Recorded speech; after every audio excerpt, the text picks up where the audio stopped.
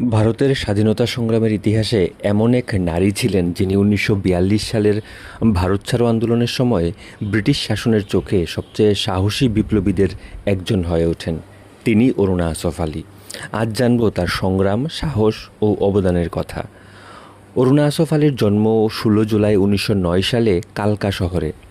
ছোটবেলা থেকেই তিনি মেধাবী ও স্বাধীনচেতা ছিলেন। শিক্ষাজীবন শেষ করে শিক্ষকতা শুরু করেন। পরে স্বাধীনতা সংগ্রামী ও আইনজীবী আসফ আলীর সঙ্গে বিবাহ বন্ধনে আবদ্ধ হন। এই সিদ্ধান্ত সমাজে বিতর্ক সৃষ্টি করলেও তিনি নিজের আদর্শে অটল ছিলেন।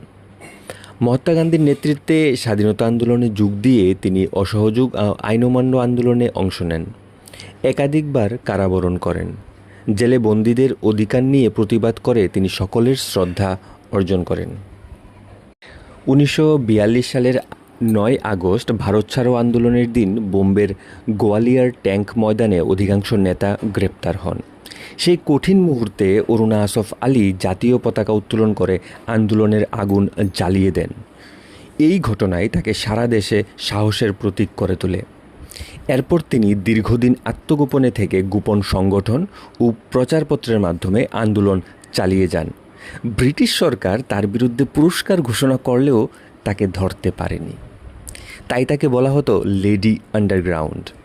স্বাধীনতার পরে তিনি সমাজসেবা, গণতন্ত্র এবং নাগরিক অধিকারের জন্য কাজ করেন। তিনি দিল্লির প্রথম মহিলা মেয়রদের একজন ছিলেন এবং বিভিন্ন সামাজিক সংগঠনের সঙ্গে যুক্ত ছিলেন।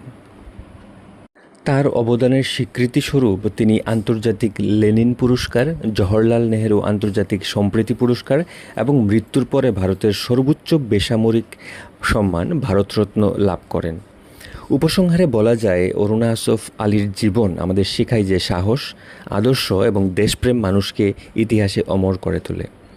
আজও তিনি ভারতের স্বাধীনতা সংগ্রামের এক উজ্জ্বল নক্ষত্র। ভিডিওটি ভালো লাগলে লাইক করুন, শেয়ার করুন এবং এমন আরও অজানা স্বাধীনতা সংগ্রামীদের জীবনী দেখতে আমাদের চ্যানেলটি সাবস্ক্রাইব করুন। আবার দেখা হবে। ধন্যবাদ।